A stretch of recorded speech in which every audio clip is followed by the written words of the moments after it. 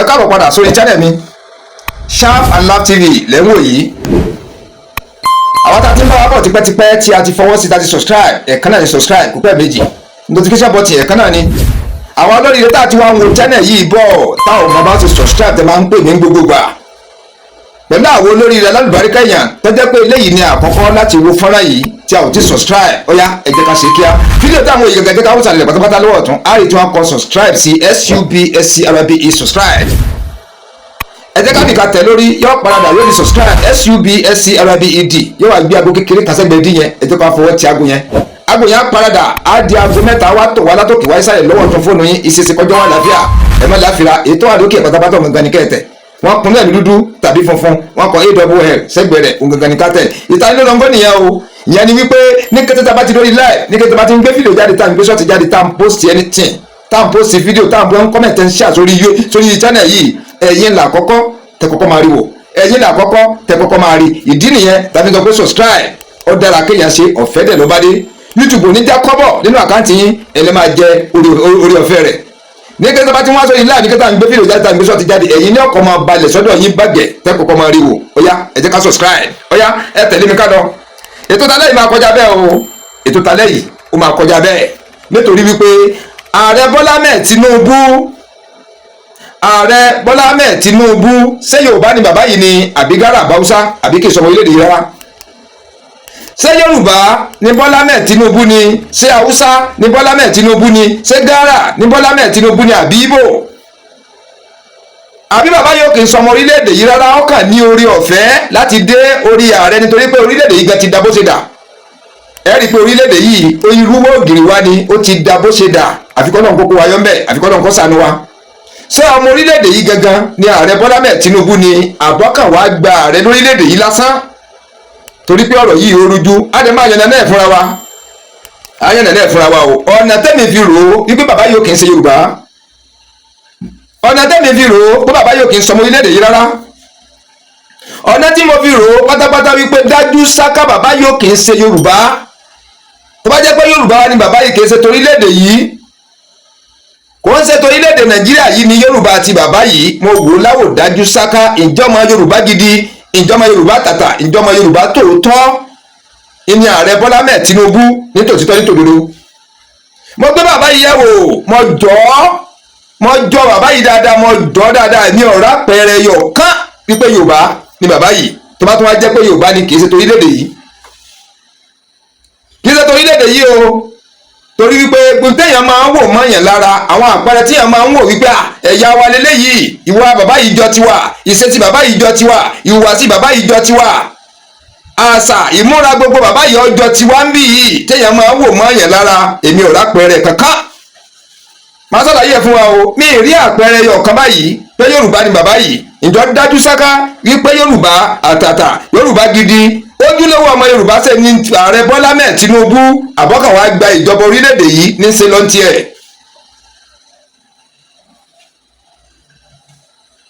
Torí gbogbo ìgbésẹ̀ tó yẹ kí bàbá yìí ó gbé nígbésẹ̀ akin, gbogbo ìgbésẹ̀ tó yẹ kí bàbá yìí ó gbé ní ìgbésẹ̀ akíkanjú, gbogbo ìgbésẹ̀ tó yẹ kí bàbá yìí ó gbé lórí àwọn ọmọ Yorùbá láti fi gbèlẹ́yìn ọmọ Yorùbá, láti fi jẹ́ pé ó fọwọ́ ọmọ Yorùbá sókè, Yorùbá lálàáfíà, àrímúmi àrẹ́dọ̀ fi lórí òdòdó ní àrẹ́dọ̀ fi lórí òróró nílẹ̀ Yorùbá. Èmi ò tí ì rí àpẹẹrẹ kankan, mi ì tí ì rí àpẹẹrẹ kankan o. Sí lóòótọ́ lótìtọ́ sí Yorùbá ni ààrẹ Bọ́lá Ahmed Tinubu ni àbí Gara tàbí Haúsá tàbí kí ètò ẹ̀ wá sọmọ orílẹ̀-èdè yìí rárá. Ẹ tẹ̀lé mi ká lọ, ẹ ra sírí ọ̀rọ̀ lálẹ́ yìí, ẹ gbọ́ àṣírí ọ̀rọ̀ lórí ààrẹ Bọ́lá Ahmed Tinubu. Èmi ò rò pé bàbá yìí ọmọ Yorùbá ni wọ́n. Tẹ̀lé mi ká lọ.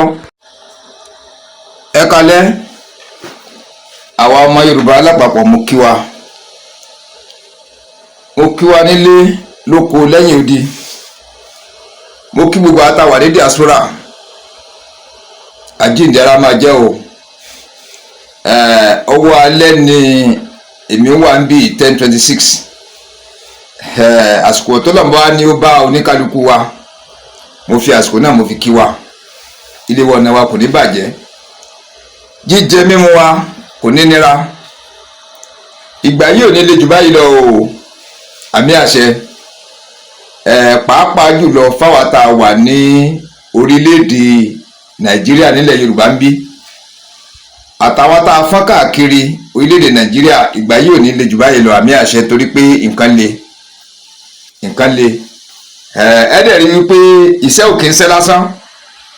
Mi ò kàn kí ń ṣàdédé wá o, mi ò kí ń ṣàdédé wá sórí YouTube láti pé mo wá sọ̀rọ̀ tọ́rọ̀ bá gèjì àgídí mi kì í sábà ń sọ̀rọ̀ lé lórí. Ṣe rí àwọn ọmọ Yorùbá, mo rò pé ojú wa ti là báyìí, ojú wa ó ti là, ojú wa ti là dáadáa. Kọ́lọ́ mọ́tò jẹ́ kí ìyà yìí kó jù báyìí lọ fún wa, àmì àṣẹ. Kọ́lọ́ má jẹ́ kí ìyà yìí kó jù báyìí lọ, nítorí pé a rí wípé gbogbo àwọn nǹkan tí ń ṣẹlẹ̀ lókè ọya, táàmù wípé òkè ọya lọ́wọ́ yẹn tó ti ń ṣẹlẹ̀ o, kò lè dé Àbújá o, kò lè dé wá, kò lè dé ẹ̀yìn o, ó ti wọ ilẹ̀ Yorùbá báyìí, tó jẹ́ wípé ó ti dá wa lójú pé ó ti wọ ilẹ̀ Yorùbá.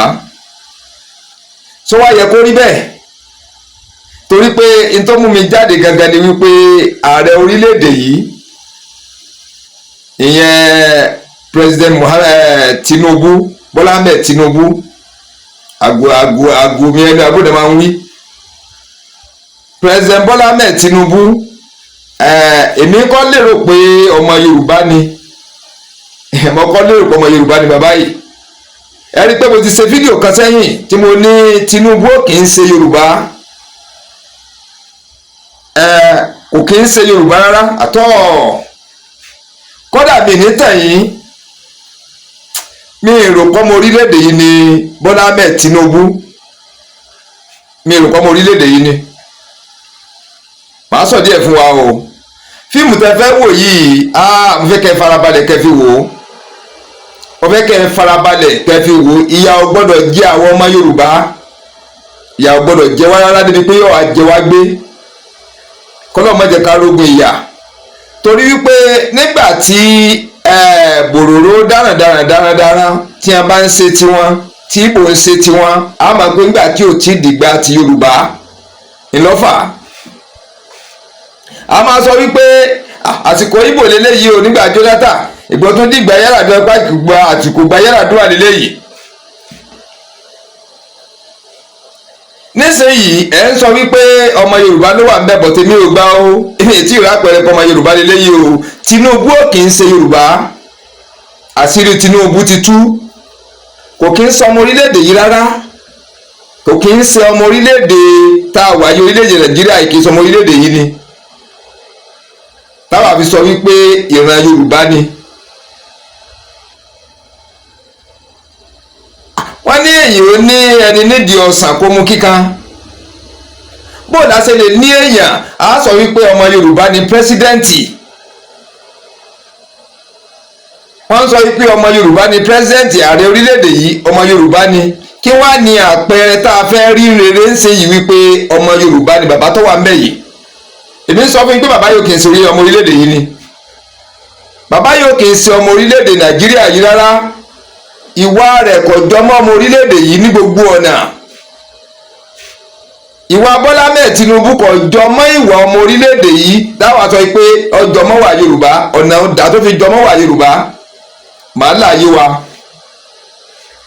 Ìgbésẹ̀ bàbá yìí kò fi hàn láhàn dájú, kò fi hàn mí gbangba wípé dájú sáká ọmọ Yorùbá gidi, ọmọ Yorùbá tàtà, ọmọ Yorùbá tó dájú sáká ni Bola Ahmed Tinubu. Bàbá yóò kì í ṣe Yorùbá rárá, kò kì í ṣe Yorùbá o.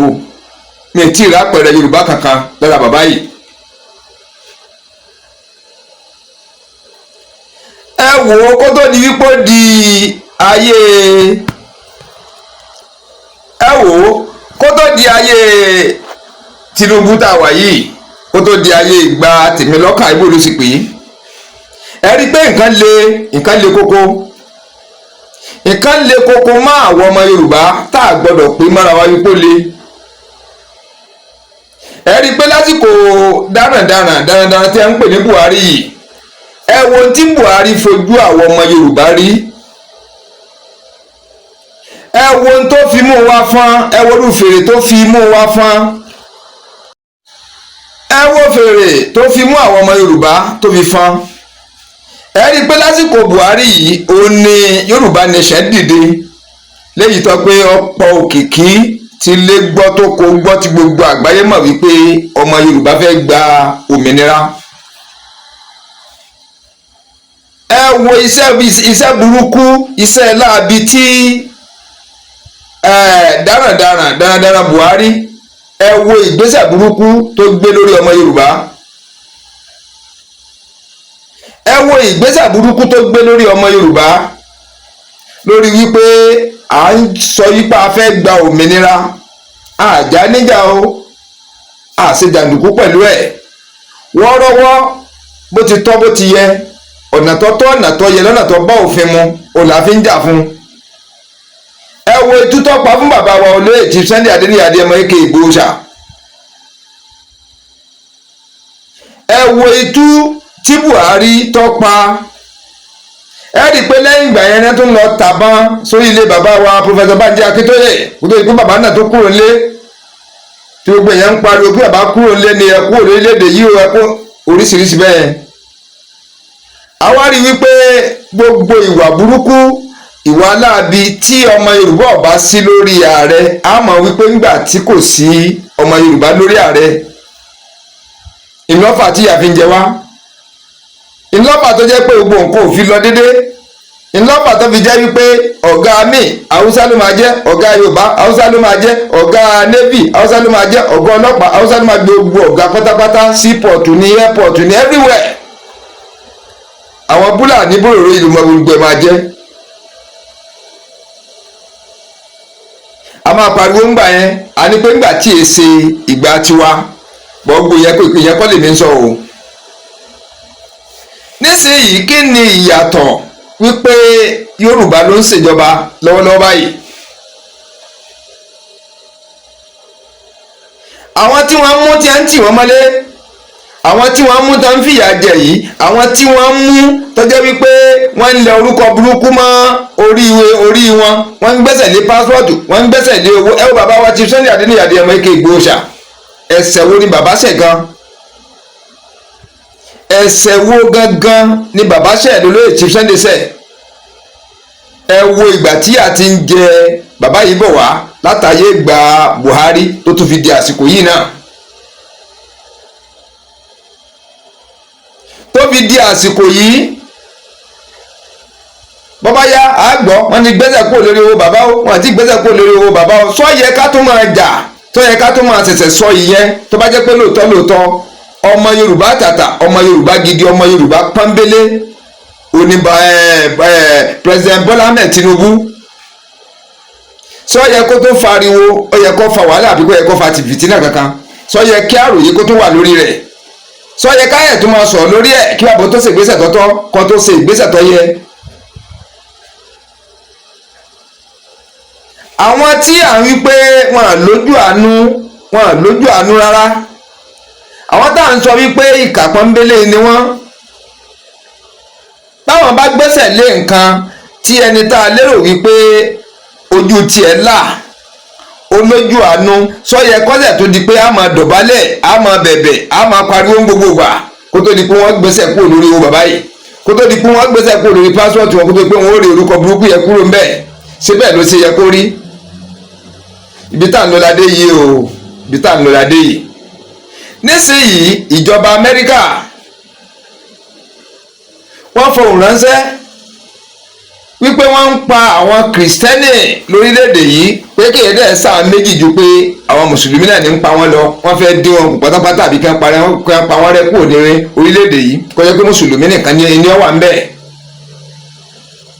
ẹ rí i pé ààrẹ orílẹ̀‐èdè Amẹ́ríkà Donald Trump ló fohùn ránṣẹ́ ó tún fi fídíò ránṣẹ́. nísìnyí àwọn tó ń dẹrù iṣẹ́ burúkú yìí wò afẹ́fẹ́ ti fẹ́ àti rí fúra adìẹ ọ̀pọ̀lọpọ̀ oríṣiríṣi ọ̀rọ̀ là ń gbọ́ ọ̀pọ̀lọpọ̀ oríṣiríṣi ọ̀rọ̀ là ń gbọ́ àwọn kan ní láti Niger wọ́n ti wá àwọn kan ní Haúsá ni wọ́n àwọn kan ní bòròró ni wọ́n àwọn kan ní wọ́n bẹ̀ wọ́n ń ṣẹ́ tẹ́lẹ̀ ni àwọn kan ní tọ́ọ̀gì ni wọ́n àwọn kan ní wá ni wọ́n ẹ̀yìn ni wọ́n ṣé ìjọba ò sí lórílẹ̀‐èdè yìí ni ṣèjọba kò sí ní orílẹ̀‐èdè yìí mo wá ń gbé wọn blame wípé àwọn tó lọ rìpọ́ọ̀tù yẹn pé bò wọ́n ti lọ rìpọ́ọ̀tù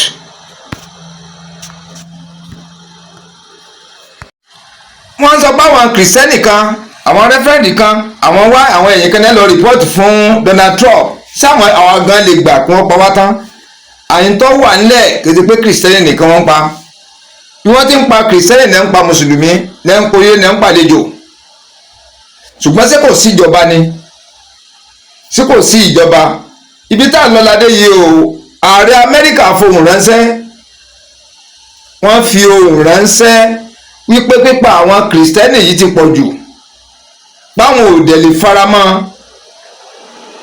pé tí kò síjọba lórílẹ̀‐èdè yìí ni tíjọba bá wá kọ̀ láti ṣègbésẹ̀ tọ́tọ́ láti ṣe ìgbésẹ̀ tó yẹ lórí rẹ̀ kan dáwọ́ ẹ̀ dúró a jẹ́ wípé àwọn gangan wọ́n yọjú sí orílẹ̀‐èdè yìí láti kọ́ ọmọ ogun wá láti wá pa àwọn yẹn rẹ́ àyẹ̀ ń pariwo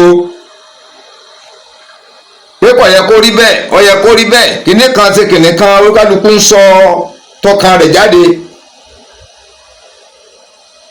ṣé wọ́n lágbára láti wá wọn ò lágbára láti wá ni ṣé kí wọ́n wá àbí kí wọ́n má wá ní tá à ń sọ ni àbí kí wọ́n dá pípa yìí dúró torí gbogbo ohun tá à ń gbọ́n sí ni wípé ó dàbí ẹni pé ìjọba gangan para àwọn tó ń ṣèjọba náà lọ́wọ́ sí i àlẹ́jẹ́ lè bá a ṣe ń gbọ́ sọ wá lè jẹ́ bẹ́ẹ̀ lóòótọ́ só lè jẹ́ bẹ́ẹ̀ wọ́n ń jọba wa jẹ́ bẹ́ẹ̀ ni kí ló dé tí wọn ò lè mú àwọn èèyàn jáde kí ló dé tí wọn ò lè pa wọ́n kí ló dé pé tí wọ́n bá mú wọn wọ́n ń dáríjì wọ́n ni tó wá jẹ́ wípé àwọn tí ń jà fún àádádó gẹ́gẹ́ bí orílẹ̀-èdè àwọn lágbára ìjọba wá ká bí tá à ń lọ gan nìyẹn o àwọn gangan ni agbára ìjọba ká láwọn tá à ń jà wípé Yorùbá nation àádádúró àwọn Ìgbò tí ń jà pé Biafra nation yóò dádúró àwọn lágbára ìjọba orílẹ̀-èdè yìí wá ká àwọn lágbára ìjọba orílẹ̀-èdè yìí ńlọ́ka àwọn tó gbébọn dání tó mọ̀dá dání tó mọ́fà dání tó máàké dání tí wọ́n ń káàkiri inú igbó tí wọ́n ń pa wá tí wọ́n ń yọjú sílùú tí wọ́n ń pa wá agbára ìjọba káwọn yẹn rárá agbára ìjọba kọ̀ọ̀ká wọn ni wọ́n ń jẹ́ kọ́pọ̀lọpọ̀ yẹn máa sọ pé bí ìbá ti pé ìjọba gangan bá lọ́wọ́ sí i tí ìbá ti pé ìjọba gangan bá mọ̀ sí i báwo ló ti wá lè jẹ́tẹ́ wípé wọ́n máa wọ ìlú wọ́n ń pa àwọn aráàlú wọ́n ń tú ìlú kan ìlú méjì ìlú mẹ́ta tí ò níye mọ́ báyìí tíjọba bọ́ tí káwọ́ gbéra tí wọn ò lè ṣe ìgbésẹ̀ tọ́tọ́ tí wọn ò lè ṣe ìgbésẹ̀ tọ́ yẹ tẹ́ pé owó Chief Sunday Adéníyì Adéyẹmọ aka Ìgbòho ńlá agbára wọn ká láti gbẹ́sẹ̀ lé pásítọ̀tù Chief Sunday Adéníyì Adéyẹmọ aka Ìgbòho òun lágbára wọn ká láti gbẹ́sẹ̀ lé orúkọ burúkú lágbára wọn ká láti gbé lórí baba Kánú lágbára wọn ká láti tìmọ́lé ṣùgbọ́n àwọn tí ń pa wá lójoojúmọ́ yìí tí wọ́n ń dín wá kù lójoojúmọ́ yìí tí wọ́n ń tú ìlú tí wọ́n fún gbogbo orílẹ̀-èdè yìí gẹ́gẹ́ nífọ̀kànbalẹ̀ tó fi mọ́ àwọn èèyàn wa tó wà nílùú ọba gan ọkàn wọn ò balẹ̀ tó láwọn nìkan wọ́n wà ń bẹ àwọn òbí wọn ọ̀pọ̀lọpọ̀ lóbi wọn lọ́mọ ń bí wọn lábúrò wọn lẹ́gbọ̀n tó wá jẹ́ wípé ọkàn oníkálukú ò wá balẹ̀ ọkàn oníkálukú kò balẹ̀ ìjọba Amẹ́ríkà fohùn ránṣẹ́ Gúmi dìde òun náà ṣe fídíò ó rìpláì ìjọba Amẹ́ríkà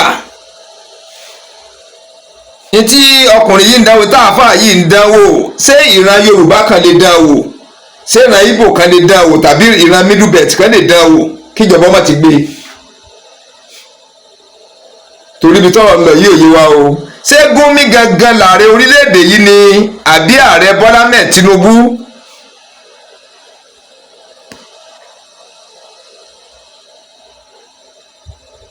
wọ́n bọ̀ wá gbà wá kalẹ̀ nínú wàhálà inú fìtínẹ̀ tá a bá lè ṣe fúnra wa káwọn wá bá wa ṣe.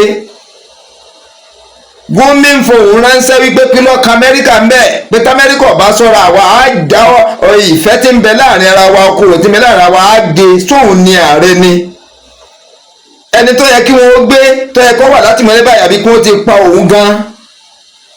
ọwọ́ jẹ́ intermediary man ó jẹ́ alátagbà láàrin àwọn ọ̀daràn àtijọba irú ìjọba wo la wà lórílẹ̀‐èdè yìí gangan irú ìjọba wo gan ló wà lórílẹ̀‐èdè yìí kò yé mi o àwọn tá à ń jà fún Yorùbá nation ẹ̀ ń gbẹ́sẹ̀ lé dúkìá ẹ̀ ń pa àwọn èèyàn sínú ilé ẹ̀ ń sun ilé ẹ̀ ń ṣe gbogbo ẹ̀ ẹni tí ń jà fún Biafra ló wà láti mọ̀lẹ́ látijọ́ ilé ẹ̀jú kalẹ̀ yìí àwọn tá sì ń pààyàn yìí Gúnmi wá ń sọ wípé kàkà ibo ni Donald Trump wà láti bí ọdún mẹ́ẹ̀ẹ́dógún tí a ti ń pa wá bọ̀ wá kílódé tí ò yọjú ìyẹn àkọ́kọ́ ta ló pè é wípé ta ló pè é gangan pé kò sí tọ́kàn pẹ̀lú ọ̀rọ̀ orílẹ̀-èdè yìí kí ààrẹ ọ sọ fún wípé kó dákẹ́, kò sí tọ́kàn pẹ̀lú rẹ̀ kí ẹni tó wà nídìí alàgàtà láàrin àwọn pààyàn-pààyàn tí ń pa wá yìí pẹ̀lú ìjọba sì mọ̀ wọ́n lò ní ògbó lọ́wọ́ ìjọba lọ kó fún wọn. ìwọ̀n ń sọ wípé ntọ́kàn ni wípé bíjọba ó sì bá wọn sọ̀rọ̀ kí wọ́n kó bọ́wọ́ wọn kalẹ̀ kí wọ́n negotiate ìtìjọba bá ṣe fún wọn kíjọba ó ti mọ̀ pé wọ́n ti pa ọ̀gá wọn láyé ìgbà APC tọ̀wọ́n àbí nǹkan kan ẹgbọ́rọ̀ burúkú lẹ́nu èèyàn. ṣé ìran Yorùbá lè sọrú yẹn?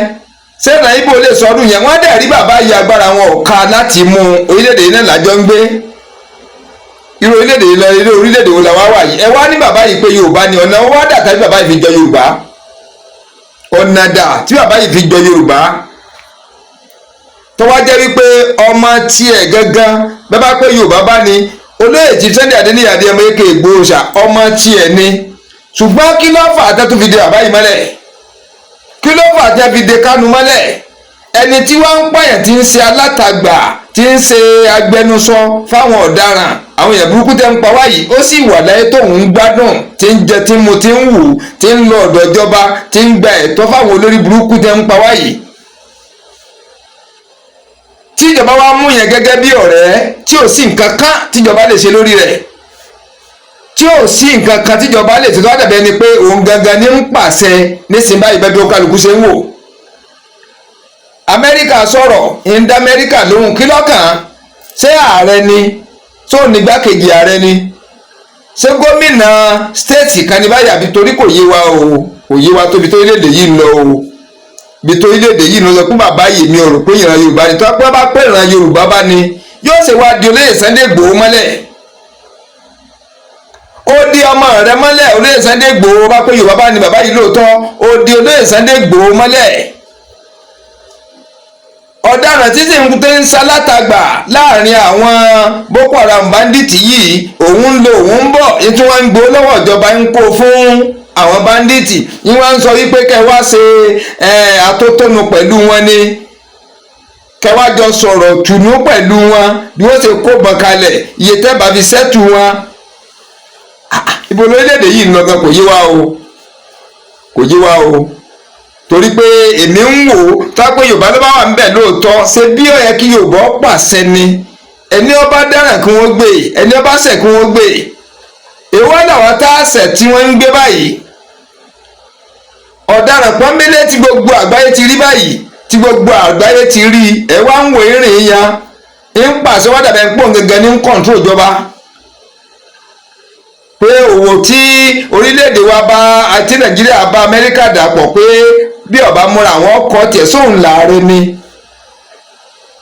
ibi tó orílẹ̀-èdè yìí ń lọ kò yé wa tó kò yé wa rárá tọ́ kò yé wa onímọ̀ ní kí n gbé wá fún wa o onímọ̀ ní kí n gbé wá ṣé lóòótọ́ ṣé ọmọ Yorùbá ni ààrẹ Bọ́lá mẹ́ẹ̀ Tinubu àbí kì í sọmọ orílẹ̀-èdè yìí tó bá jẹ́ pé ọmọ Yorùbá bá ní lóòótọ́ sọ yẹ kó di olóyè Sunday Igboho mọ́lẹ̀ ṣé ó yẹ kí bàbá yìí ó di olóyè Sunday Igboho mọ́lẹ̀ owó bàbá wọn ò san pásíwọ́ọ̀dù bàbá kò ṣeé ṣe orúkọ burúkú tẹ́ gbé lórí bàbá wà ń bẹ́ẹ̀ ṣé wá dìgbà tí gbogbo bá ń sunkún tá à ń bẹ̀bẹ̀ àbúrò ìgbà tí bàbá ìbá tó kú lórí oyè ìní ò tó tú olóyè Sunday Igboho sílẹ̀ ọwọ́ jẹ́ pé ọ̀daràn ìní wọ́n rìn tí wá yan ni wọ́n ń pàṣẹ fún Amẹ́ríkà ní ń pàṣẹ fúnjọba wípé bí Donald Trump bá sọ́ra òwò tá à ń bá wọn dàpọ̀ á kọ́ tiẹ̀ kò sí tọ́kàn pẹ̀lú ìjọba ẹnìkan náà tó dìde wípé k'Amẹ́ríkà máa bọ̀ pé agbára wọn ò ká wa ṣé ń tọ́ yẹ ká máa jà fún nìyẹn ni àbí bá ṣe bọ́ lọ́wọ́ ewu yìí tá bọ́ lọ́wọ́ wàhálà tó wá jẹ́ wípé àwọn tí ò tó pété tí ò tó gbo orílẹ̀-èdè yìí wọ́n wá mì wá títì wọ́n wá ní irinṣẹ́ tó ju ti ọmọ ogun orílẹ̀-èdè yìí lọ ibo là ń bá orílẹ̀-èdè yìí gangan lọ ibo là ń bá orílẹ̀-èdè yìí lọ kò yé wa o kò yé wa o àwọn tí ọ̀sẹ̀ lẹ́ mú àwọn tó bá ń fẹnu sọ̀rọ̀ tó ń jà fẹ́tọ̀ọ́ àwọn ilẹ̀ ń gbé àwọn ọ̀daràn yìí wà nínú gbọ́ wọn bẹ́ẹ̀ bíbà aṣojú wọn lẹ́rí kodoro Gumi yìí kò gbójú pamọ́ ìta gbangba ló gbójú sí. Gẹ́gẹ́ bí mo ṣe ń sọ lọ, ṣé Gumi ti tayọ ẹni tíjọba lè mú ni àbí àṣírí wo gangan ló wà ń bẹ̀? Àṣírí wo gangan ló wà láàrin Gumi àtìjọba àtàwọn báńdíìtì yìí tí wọ́n ń pa wá lójoojúmọ́ yìí, tí wọ́n ń tú oríṣiríṣi ìlú tí wọ́n ń da orílẹ̀-èdè yìí rú tí wọ́n ti fún wa ní fọkànbalẹ̀? Àṣírí wo ló wà ń bẹ̀ gangan? Àṣírí wo ló wà ń bẹ̀ tó wá jẹ́ wípé àwọn tí ọ̀sẹ̀ ńlágbára àjọba ká, àwọn tó ṣẹ̀ tó jọ̀dàràn gangan bẹ́ẹ̀ ni pé ìjọba mú wọn lọ́rẹ̀ẹ́ ní báyìí, làwọn kan wá ń sọ wípé àwọn agbódegbà wọn gangan, àwọn bàbá àṣàlẹ̀ wọn pé ọjọ́ ń ṣèjọba ni. Só lè rí bẹ́ẹ̀ lóòótọ́? Só lè rí bẹ́ẹ̀? Ṣé ó lè rí bẹ́ẹ̀ lóòótọ́ yìí pé àwọn tí ń pa wá ni ló sì jọ́rẹ̀ ìjọba? tó láàrin yẹn òye wa tó bá ṣe wá rí lójú òǹkàlùkù ẹ dákun ẹ tẹ̀lé mi kalẹ̀ ẹ jẹ́ ká wà àwọn fídíò kan tàbá wá wò wọ́n tẹ̀ ẹ jẹ́ ká kọ́mẹ́ǹtì ẹ jẹ́ ká ṣe ẹ jẹ́ ká repost bó bá ṣe lọ́kàn wa gangan ẹ jẹ́ ká kọ sábẹ́ fídíò yìí. A leading Muslim cleric has urged Nigeria to cut ties with the United States over President Donald Trump's threat of military action. At the weekend, Trump warned of possible military action, with guns a-blazing, if Nigeria failed to crack down on what he called the killing of large numbers of Christians by Islamist insurgents. Nigeria's President Bola Tinubu has pushed back against accusations of religious intolerance and defended his country's efforts to protect religious freedom. While Nigeria's Chief of Defense Staff said on Monday that what the country faces is terrorism, not the persecution of Christians. In Nigeria's northern Kano state on Tuesday, cleric Ahmed Gumi said Nigeria should warn Trump to retract his threat. Because it's a direct threat, even ordering the Pentagon to be ready to attack Nigeria for what? Nigeria should, the president should retract such threat, or else we sever our relationship with America until when Americans will have the sense to elect a president that is civil. Trump has also said his administration would immediately halt all aid and assistance to Nigeria. The Nigerian government has said it would welcome US help in fighting insurgent groups as long as its territorial integrity is respected. Foreign Minister Yusuf Tuga in Germany on Tuesday emphasized his country's constitutional commitment to religious freedom and the rule of law. This is what guides us, and this is what shows that it's impossible for there to be a religious persecution that can be supported in any way, shape or form by the government of Nigeria at any level. Nigeria, Africa's most populous country with more than 200 million people, is divided between the largely Muslim north and mostly Christian south. Insurgent groups such as Boko Haram and Islamic State West Africa province have wrought havoc in the country for more than 15 years. Thousands of people have been killed, but the attacks have largely been confined to the majority Muslim northeast of the country. Research from US crisis monitoring group ACLED shows that out of 1,923 attacks on civilians in Nigeria so far this year, the number of those targeting Christians because of their religion stood at 50. A senior research analyst at ACLED said recent claims circulating in some US right-wing circles that as many as 100,000 Christians had been killed in Nigeria since 2009 are not supported by available data. I thought they are still on the Boko Haram, how it started. Their leaders were summarily executed and they took up arms. So it is the government that forced them to take arms. Look at the herdsmen. We have evidences that they were massacred and killed, and that forced them to take arms. So the government will really readjust the way it tackles issue. So it's going to take a little bit of time, but I think they have gotten the way now. Since they know that they can gather them and dialogue with them and see how they can convince them, one, to stop attacking people, secondly, to ultimately drop their weapons. And it's on course. But what I'm saying, why the timing? Something that has been going on for 15 years. Why just now Americans won when they have been in the past preventing us from getting weapons. Secondly, there are commissions on Boko Haram that have confirmed that Americans were involved in dropping weapons to these people, aiding them. They are fighting Nigerian army with anti-aircraft guns. Where can they get it from where? Even Chad doesn't have them. Cameroon don't have them. So the same people that have caused or aggravated our problem cannot be our solution now. This is what we are trying to say. So we have to be very careful. We should not allow the unpatriotic parts of Nigerians to aid foreigners to come and invade our country. Christianity is facing an existential threat in Nigeria. Thousands and thousands of Christians are being killed. Radical Islamists are responsible for this mass slaughter. I am hereby making Nigeria a country of particular concern. That's a legal definition. When the Christians or any such group is slaughtered, like is happening in Nigeria, 3,100 versus 4,476 worldwide. What horrible numbers. Something has to be done. I am asking Congressman Riley Moore, together with Chairman Tom Cole and the House Appropriations Committee, to immediately look into this matter and to report back to me. And I mean, like, immediately. The United States cannot stand by while such atrocities are happening in Nigeria and numerous other countries. It's not only Nigeria, it's all over. We stand ready, willing, and able to save our great Christian population around the world. This is not going to happen. The killing of Christians is not going to happen. If the Nigerian government continues to allow the killing of Christians, the USA will immediately stop all aid and assistance to Nigeria. We're going to do things to Nigeria that Nigeria is not going to be happy about, and may very well go into that now disgraced country, guns a-blazing, to completely wipe out the Islamic terrorists who are committing these horrible, horrible atrocities. I'm hereby instructing our Department of War to prepare for possible action. If we attack, it will be fast, vicious, and sweet, just like the terrorist thugs attack our cherished Christians.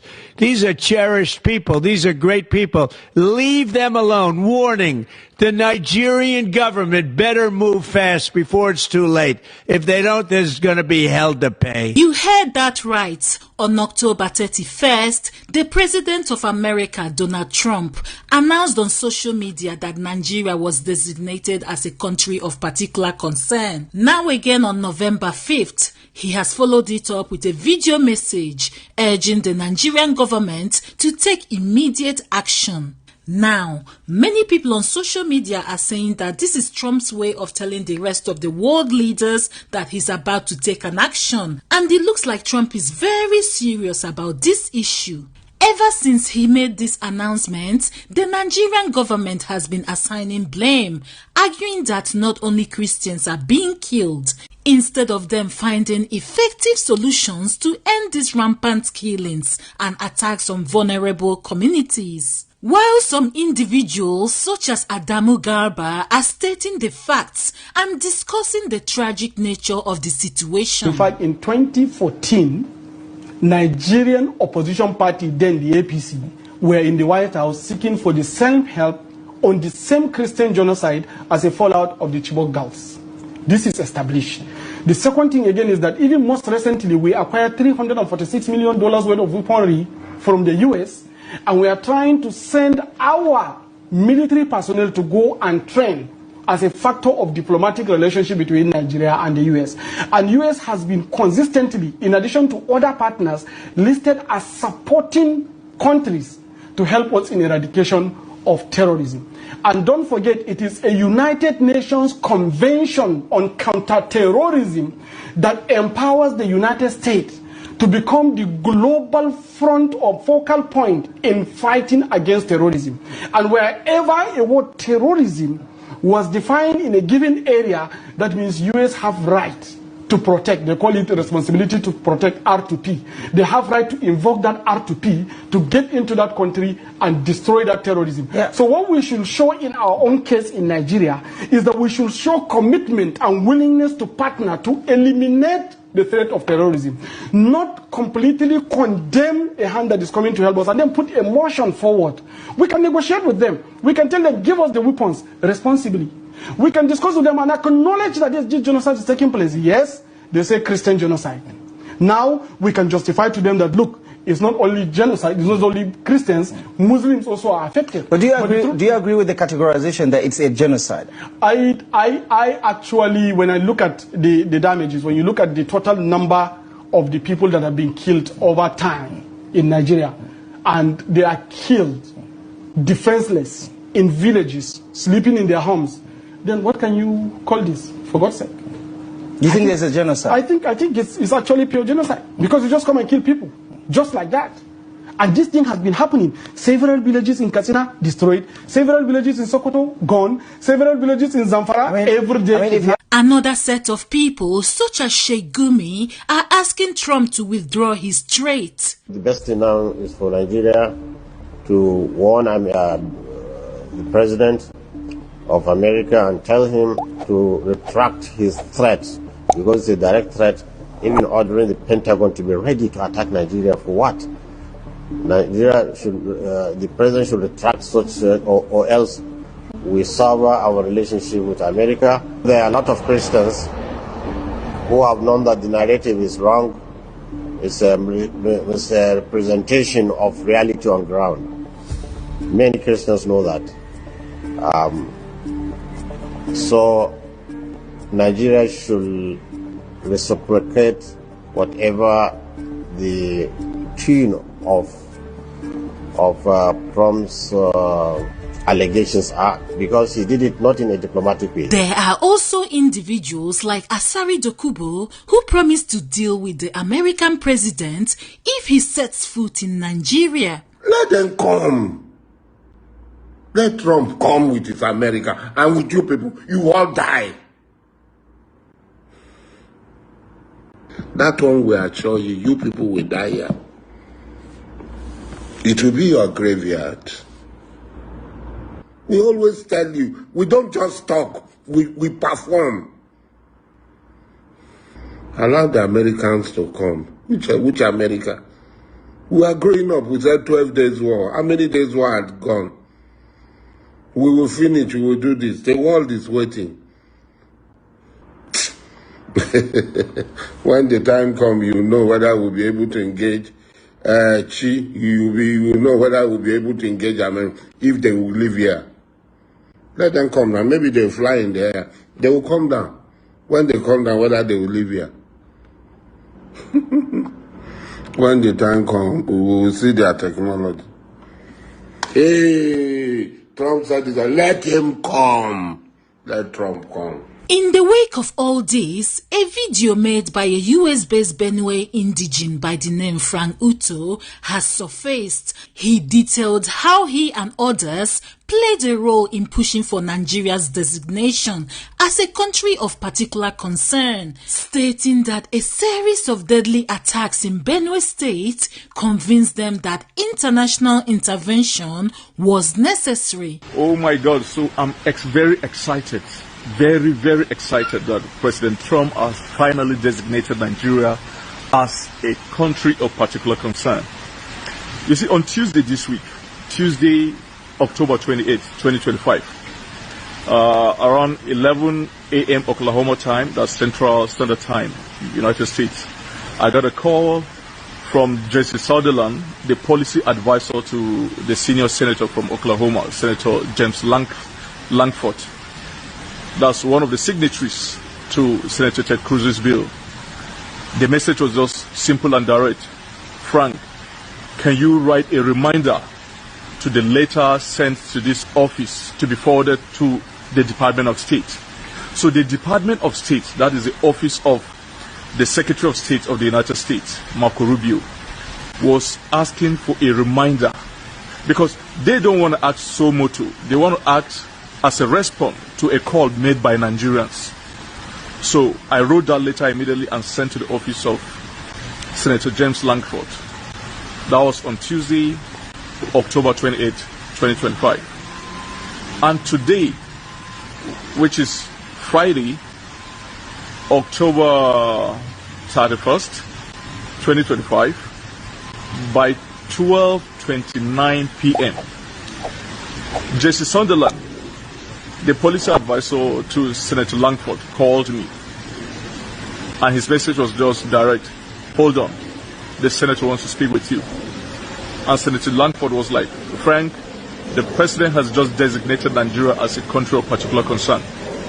So I want to thank all those Nigerians who have been advocating for this, starting with my bishop, the bishop of the Catholic Diocese of Makurdi, Bishop Anagbe, and all the Reverend Fathers of Benin origin in the United States here, and very particularly to the guys at Equipping the Persecuted, very great man, Judge Saul, who has been there for Nigerian persecuted Christians, the guys at Truth Nigeria, Doug Barton, who himself was a former staff of the State Department, and Mike Arnold, and of course all the senators and the House of Rep members. You know, Trump has officially designated Nigeria as a country of particular concern, which was our call. When Yerwata happened on June 13 and 14, I told myself that Yerwata would be the catalyst for a lot of things to happen to shake the very foundation of Nigeria in the war against terrorism, especially Fulani terrorism and the genocide against Christians in Nigeria. Yerwata served as a catalyst. The killings of 13 and 14.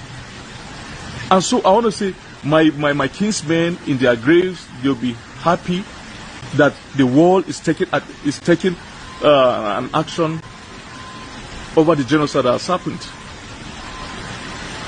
But very importantly, we so much desire this country of particular concern designation because it will change a lot of things.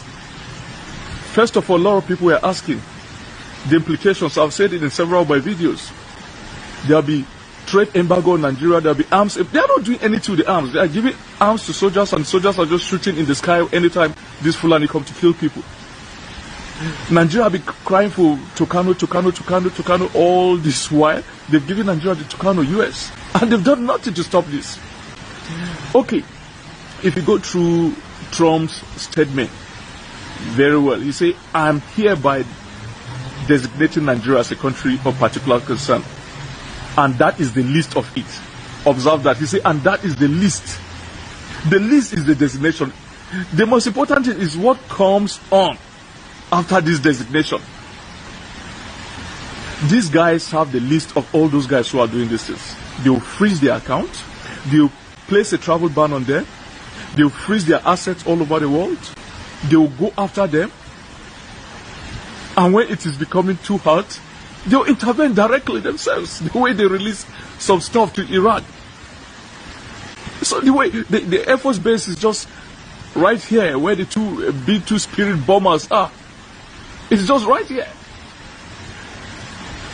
And then they will go after their transaction, their financial transaction, because most of those guys, they transact with the American dollars and they transact using Visa card and MasterCard, and so it goes through American financial institutions.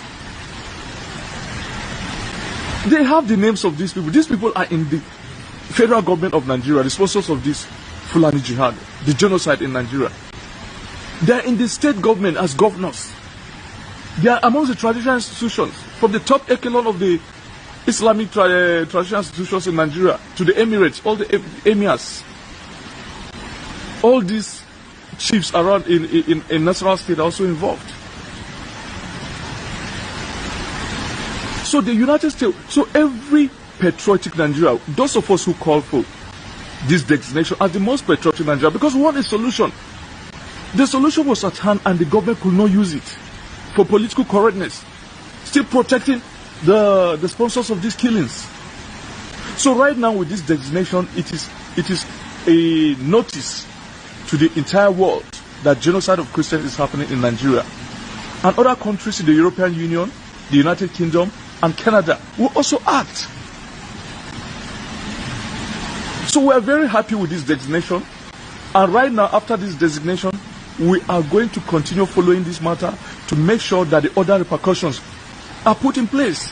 Sanction of these guys, blocking their accounts everywhere, freezing their assets, naming them,